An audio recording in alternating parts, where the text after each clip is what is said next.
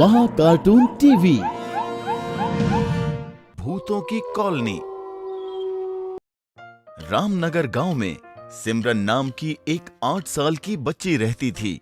सिमरन बहुत ही चंचल और खुशमिजाज लड़की थी। सिमरन को घूमना बहुत पसंद था, जिस वजह से उसने गांव का चप्पा चप्पा छान रखा था। वहीं कुछ दिनों के बाद गांव में घूमने की सारी जगह खत्म होने के बाद सिमरन सोचने लगती है, अब तो गांव में कोई जगह भी नहीं बची जहां मैं घूम सकूं। मम्मी पापा तो मुझे शहर से बाहर भी नहीं जाने देंगे। तभी सिमरन को एक तरकीब सूझती है। मैं अब तक गांव के बाहर वाले जंगल में नहीं घूमी, क्यों ना वहां जाकर आज का दिन बिताया जाए। ये सोचकर सिमरन जंगल की तरफ निकल जाती है। काफी देर तक चलने के बाद वो उस घने जंगल के पास पहुंच जाती है। वहां पहुंचकर वो खुद से बोलती है, हाँ, यहाँ तक आने में ही मुझे काफी देर हो गई। लगता है आज आधा जंगल ही घूमना पड़ेगा, क्योंकि अगर पूरा घूमी तो घर जाने में देरी हो जाएगी। ये सोचते हुए सिमरन जंगल के अंदर दाखिल हो जाती है। जंगल का नजारा देख वो काफी हैरान होती है। घने घने पेड़, जानवरों का आता शोर उसे अपनी तरफ आकर्षित कर रहा था। धीरे धीरे वो जंगल के काफी अंदर चली जाती है और सब कुछ ध्यान से देखने लगती है। सिमरन नजारा देखने में इतनी खो जाती है कि उसे समय का पता ही नहीं चलता। फिर थोड़ी देर बाद उसे ध्यान आता है, अरे ये क्या, शाम हो चुकी है और थोड़ी ही देर में रात भी हो जाएगी। हे भगवान, घर जाने में अगर देरी हुई तो मम्मी मुझे बिल्कुल नहीं छोड़ेंगी।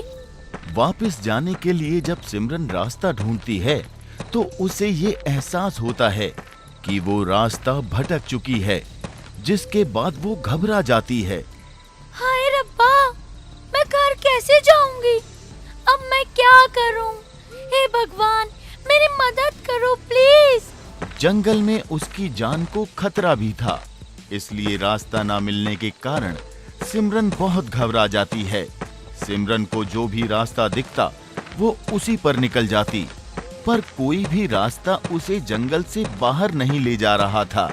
रात भी हो चुकी थी, लेकिन सिमरन अब उसी जंगल में ही भटक रही थी। काफी मशक्कत करने के बाद भी जब सिमरन को कोई रास्ता नहीं मिला तो वो थक हार कर रोने लगी। तभी अचानक से सिमरन को एक अजनबी आवाज सुनाई देती है। क्या हुआ बेटा, जंगल में रास्ता भूल गई हो क्या? सिमरन उस अजनबी आवाज को सुनकर उसकी तरफ देखती है। उसके सामने एक बुजुर्ग आदमी खड़ा होता है। उसके हाथों में छड़ी और सर के बाल बिल्कुल सफेद होते हैं। उसे देख सिमरन थोड़ा घबरा जाती है, क्योंकि जिस जंगल में दूर दूर तक इंसानों के नामो निशान तक नहीं है, वहां इतना बुजुर्ग आदमी क्या कर रहा है। आप कौन? मेरा नाम हरी है और मैं यहाँ काफी साल से रह रहा हूँ। कहाँ? इस घने जंगल में? अरे नहीं, थोड़ी दूर पर हमारी एक कॉलोनी है, मैं वहीं रहता हूँ। इस जंगल में कॉलोनी? आप मेरे साथ मजाक कर रहे हैं ना?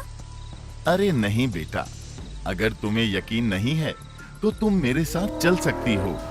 सिमरन के पास उस बुजुर्ग आदमी के साथ जाने के अलावा कोई और दूसरा रास्ता नहीं होता। वो उसके साथ जाने के लिए हाँ बोल देती है। थोड़ी देर चलने के बाद सिमरन उस कॉलोनी तक पहुंच जाती है।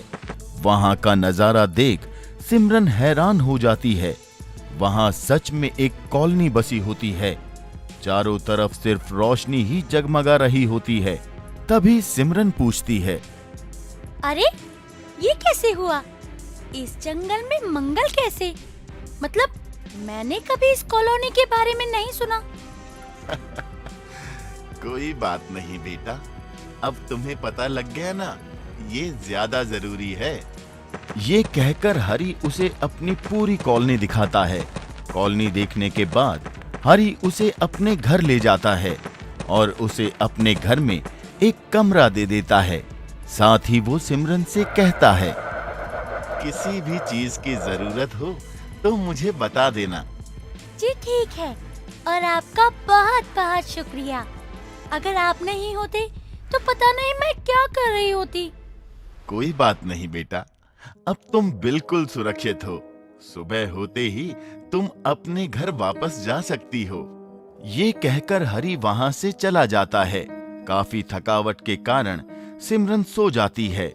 घड़ी की टिक टिक के अलावा सिमरन के कमरे में कोई और आवाज नहीं आ रही होती, लेकिन अचानक सिमरन को शोर सुनाई देता है, जिसे सुन उसकी आंखें खुल जाती हैं। वो शोर बाहर से आ रहा होता है। शोर का पता लगाने के लिए सिमरन खिड़की से बाहर देखती है तो उसकी आंखें खुली की खुली रह जाती हैं। हाँ, ये क्या? मैं ये कहाँ फंस गई? सिमरन देखती है कि उस कॉलोनी के लोग जो शाम तक वहीं घूम रहे थे, अब वो सभी आग के बीचों बीच चक्कर लगाकर हवा में झूल रहे हैं।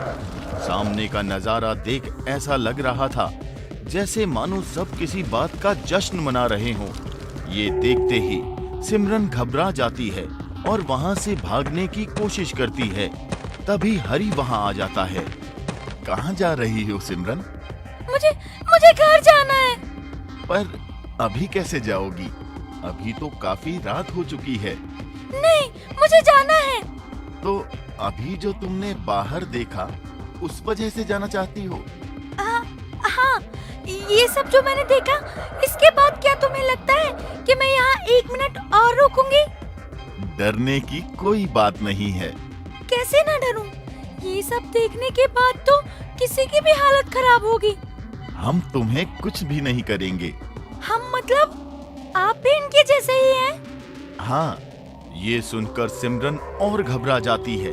तभी वो उससे बोलती है, तुम लोग कौन हो और यहाँ क्या कर रहे हो? ये भूतों की कॉलोनी है और यहाँ पर रहने वाला हर एक भूत है। भूतों की कॉलोनी? और ये कॉलोनी कई सालों से यहाँ है। रात होते ही यहाँ सब जगमगा जाता है और दिन के समय यहाँ से सब गायब हो जाता है, क्योंकि हमारी शक्तियाँ सिर्फ रात में ही काम करती हैं। पर ये कॉलोनी बनी कैसे? और अगर आप लोग मर चुके हो तो आप लोगों को मुक्ति क्यों नहीं मिली? जिसकी मृत्यु समय से पहले हो जाती है और जिनके पास रहने के लिए कोई जगह और साथ रहने के लिए कोई नहीं होता, उन आत्माओं के लिए ये कॉलोनी बनाई गई है। और जब आत्मा का समय पूरा हो जाता है तो उसे अपने आप मोक्ष मिल जाता है। आप किसी को नुकसान नहीं पहुंचाते? तुम एक उदाहरण हो। अगर हमें कुछ करना होता तो हम तुम्हें अब तक मार चुके होते। बस हम शांति और सुकून के साथ यहाँ रहना चाहते हैं। क्या मेरे अलावा किसी और को भी इसके बारे में पता है? हाँ, तुम्हारी तरह हमने इस घने जंगल से कई लोगों की जान बचाई है, पर हम हर किसी की इस रात से जुड़ी याददाश्त मिटा सकते हैं, जिससे वो दोबारा हमारे बारे में आगे जाकर किसी को भी ना बताए। तो क्या आप मेरी याददाश्त मिटा देंगे? हमें ये करना ही पड़ेगा ताकि तुम किसी को कुछ भी ना बता पाओ। अगर मैं किसी को ना बताऊं तो क्या तब भी आप मेरी याददाश्त मिटा देंगे? हमें करना ही पड़ेगा। हम किसी पर भी भरोसा नहीं कर सकते। अगर किसी को भी हमारे इस राज की भनक पड़ गई तो हमारा यहाँ रहना मुश्किल हो जाएगा। मैं इसे अपनी याद में रखना चाहती हूँ। मैं याद रखना चाहती हूँ जब कोई मेरी मदद के लिए नहीं था तब एक भूत ने मेरी मदद की थी। मैं ये याद रखना चाहती हूँ कि हमेशा भूत बुरे नहीं होते। कुछ भूत आप सब की तरह अच्छे भी होते हैं जो सिर्फ खुशी से रहना चाहते हैं और बिना किसी को कुछ कहे खुशियाँ बांटना चाहते हैं। रात बहुत हो चुकी है। जाओ, तुम सो जाओ। कल तुम अपने गांव पहुंच जाओगी। सिमरन को बिना कुछ कहे हरी वहां से चला जाता है और सिमरन की भी आंख लग जाती है। सुबह होते ही सिमरन की आंख खुलती है।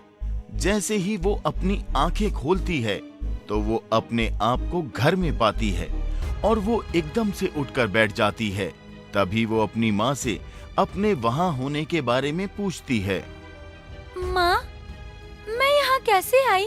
बेटा, जब तू घर नहीं आई तो गांव वाले तुझे ढूंढने के लिए निकल गए और आज सुबह होते ही तू उन्हें जंगल के रास्ते में बेहोश मिली, तो सब तुम्हें यहाँ ले आए। तू ठीक तो है ना बेटा? हाँ माँ, मुझे कुछ नहीं हुआ है, और होगा भी कैसे मेरी मदद करने के लिए। सिमरन रुक जाती है और पिछली रात के बारे में सोचती है। कल तो मैं भूतों की कॉलोनी में थी और मुझे सब याद भी है, यानी कि उन बुजुर्ग भूत ने मेरी याददाश्त वापस नहीं ली। मेरी प्रार्थना करने पर उन्होंने मेरी बात मान ली, साथ ही मुझे जंगल से बाहर निकालकर सही रास्ते पर ला दिया। अब मेरा भी फर्ज बनता है कि मैं उनके राज को राज ही रखूं।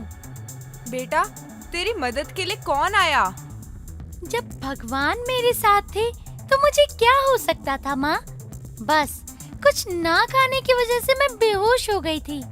सिमरन सबसे भूतों की कॉलोनी वाली बात छुपा लेती है और कभी किसी को उस बारे में नहीं बताती, लेकिन हर रात वो आसमान की तरफ देखकर उस बुजुर्ग हरी के भूत के बारे में सोचती है और हर रात उससे उसकी मदद करने के लिए धन्यवाद देती है। साथ ही ये प्रार्थना भी करती है कि उन्हें मुक्ति मिलने से पहले वो उनसे आखिरी बार जरूर मिले। हेलो दोस्तों, हमें कमेंट्स करके जरूर बताएं कि आपको ये कहानी कैसी लगी। इस कहानी को लाइक जरूर करें और अपने दोस्तों के साथ शेयर भी करें। बाय। अगर आपको हमारे वीडियोस पसंद आ रहे हों तो इन्हें लाइक करें, चैनल सब्सक्राइब करें और हमारे कार्टून शो सबसे पहले देखने के लिए बेल आइकन दबाना ना भूलें।